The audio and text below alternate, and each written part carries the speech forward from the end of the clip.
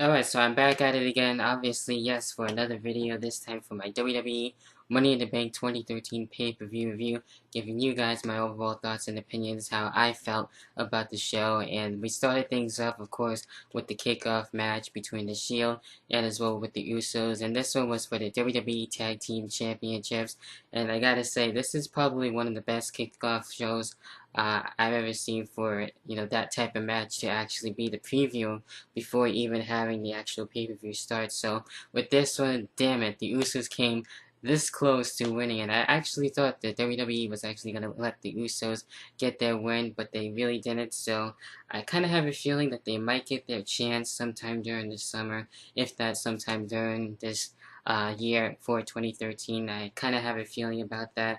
But the Usos, that's right, the Usos were not being able to get the win when it came so close right after that. But yes, the Shield was able to retain, be able to still become the winners of that match, and as well retain the World Tag Team titles. So that was really cool.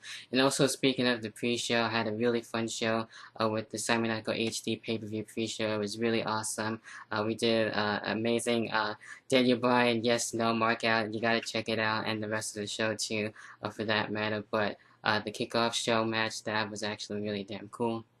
So we officially kick things off with the first matchup of the night. We got the World Heavyweight Championship contract on the line here. And this one with all the heels were able to be in this match. And it seems like there is mainly one face turn, it seems like, out of this match too as well. With Cody Rhodes almost having his moment. And I really thought he was going to win. But Damian Sandow actually getting the win overall and is the new Money in the Bank winner for the first Money in the Bank ladder match of the night, and Dean Ambrose was really doing a great ass job here in this match, and he seemed like he was actually a veteran of the actual Money in the Bank ladder match, even though he's never been in it before at all whatsoever. He really acted like he's always been in the Money in the Bank ladder matches or in some sort of ladder match in general, which was really awesome. Everyone else did well with the Real Americans, Jack Swagger and Antonio Cesaro, 6 spot, where they actually acted like they were mainly two-man ladder, basically, and trying to actually jump from one another and actually get the briefcase. How Antonio Cesaro was able to get that. That was really damn cool. And I don't know how they were able to do it like that and still be able to almost succeed. It's beyond me, but it was still crazy. And I'm actually really surprised that Damian Sandow is the winner. So maybe we'll see Damian Sandow and Cody Rhodes feud. I would actually like to see that, and this will probably be the official breakup of Team Road Scholars. So we'll see where that goes in general. Okay, so next we get into a Brad Maddox promo, which I really didn't care about whatsoever.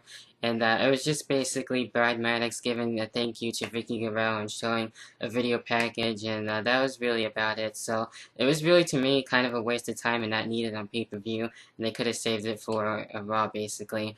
But getting into that afterwards, we did get into the Intercontinental Championship match, the IC title match. And with this one, we had Curtis Axel and as well The Miz, where The Miz almost came close to getting the win there. We saw the figure 4 leg lock, but then Curtis Axel was able to reverse it, and I thought that was really awesome. And one of my favorite parts of the match there, basically. And it was a pretty good match. I was so nervous for Curtis Axel. I thought he was going to fucking lose, but he didn't. And that's why Curtis Axel was able to come back. Paul Heyman was then ejected because The Miz pulled off an Eddie Guerrero, which I thought was pretty funny. And I thought that was cool there. But overall, Curtis Axel is still the IC champion. So gotta give it up to him on that one. Really damn cool.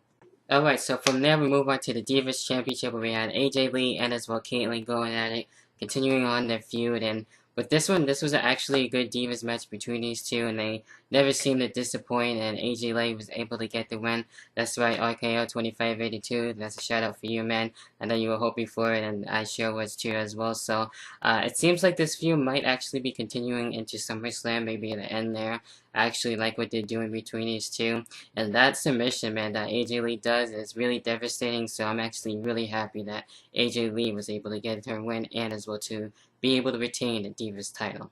Okay, so the next match we had Ryback and Chris Jericho. Now with this one was actually a pretty good match. Now going into with before and everything, and actually getting into the whole feud and everything, I didn't really care about it as much. I was actually hoping at the same time too, and going on with that, that Chris Jericho, to me, I think he should have was able to, hopefully, I thought was going to get the win. He almost kind of did that at times, but I almost wanted him to really win too, but also at the same time, I did have Ryback as my pick, and he did win, and finally, yes, won a fucking pay-per-view, which is actually pretty cool. So it's going to be interesting to see how Ryback is able to keep the win and actually keep getting more wins on pay-per-view. Even though it was via roll-up, I didn't really like that all that much, but it does make sense with his heel turn and everything, and being able to be the cryback gimmick and everything, I guess, if you want to call it that way.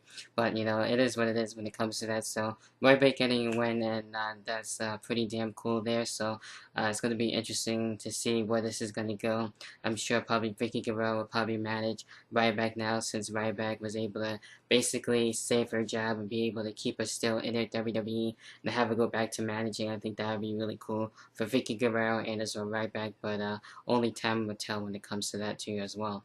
Then we move on to the World Heavyweight Championship matchup, and I thought this was a really great matchup between Dolph Ziggler and as well Alberto Del Rio. These two are going really back and forth, and I really love the chemistry between these two.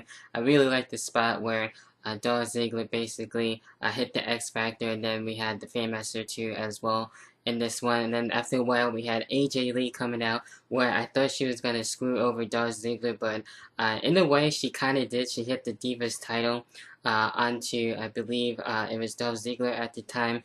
She was just trying to help him out, so I don't really know what's going to really come out of this. I think Dolph Ziggler may be probably even breaking up with AJ because of this, and he's been wanting her to at least try and help her and become the power couple, which I thought would really done fine for the both of them, basically. So we'll see where that goes, and looks like this feud is going to be continuing between Dolph Ziggler and as well Alberto Del Rio. So Alberto Del Rio does retain in this one. I was really hoping that Dolph Ziggler was going to get the win. However, this wasn't his night, and I was really hoping I would get a surprise. I did get the surprise of AJ. I did not expect it to come out, but hey, it is what it is when it comes to that. So Alberto Del Rio is still the World Heavyweight Champion. Then what was supposed to be the main event was that we had the WWE title, which was on the line between Mark Henry and as well John Cena. I thought this was a great championship matchup, and Mark Henry pulling out everything that he can possibly do. He even hit John Cena in the fucking nuts, and John Cena still managed to come back. We had the STF here, and Mark Henry was able at first to try and get out of that. Mark Henry hit the World's Strongest Slam and everything. And these two literally did it all. Even John Cena almost tried to get the move, the leg drop, that he doesn't really do too often, but he didn't get it here, and John Cena won with the STF submission and is still the WWE champion. So I was really hoping too that Mark Henry would get the win. I would love to see him be champion sometime by the end of this year, but in the end, John Cena does retain. I don't have any problems with this match. I really enjoyed it. So we'll see what happens when it comes to Mark Henry from here. Then yes, we finally move on to the WWE title championship contract for the Money in the Bank ladder match, and with this one, a lot of people have been going with different sides, so it made it for, of course, one of those unpredictable matches like we saw earlier. And with this one, we actually had Red Orton winning this one, and I actually wasn't really expecting him to win it. I didn't really think he had to win this match, and like last year we had John Cena win it, so now this year we have Red Orton win it, so I don't know what they're going to be doing with him. I don't know if he's going to be like the second guy to lose the championship contract for the briefcase and everything like we saw with John Cena, so that could still very well happen, and anything can really go down with that. But I thought it was still a great match, and everyone was going for Daniel Bryan for the most part. I was also going for Christian. Christian came with a really great way sometimes, for most of the outcomes and everything, as I was trying to get through. And, he did really well there, the best he could.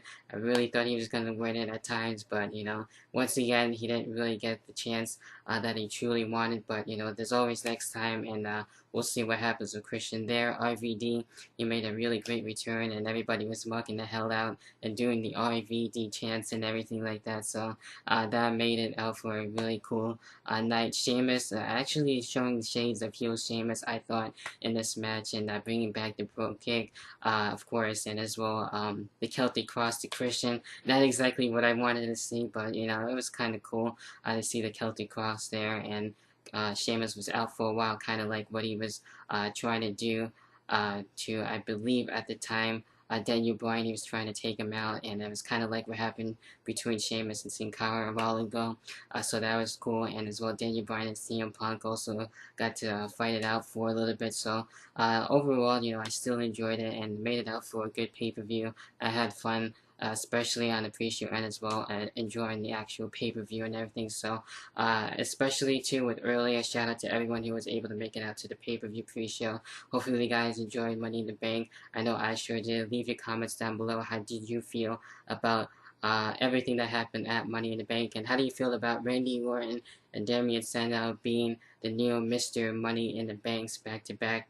Do you see Randy Orton maybe probably even being another guy to lose the Money in the Bank briefcase? Do you think he's going to be WWE Champion again and maybe face John Cena? And while that is added to as well, how do you feel about Damian Sandow? Do you think maybe we get to see him and Cody Rhodes go at it in the feud or something like that? And we'll see what happens at SummerSlam. So that about does it for me for the rest of the night. And gonna enjoy the rest of the week. Gonna be very busy. So until then, definitely go follow me on Twitter at DavidRivera1989 for the very latest. And I'll catch you guys whenever the next video may be. Peace, guys. See ya.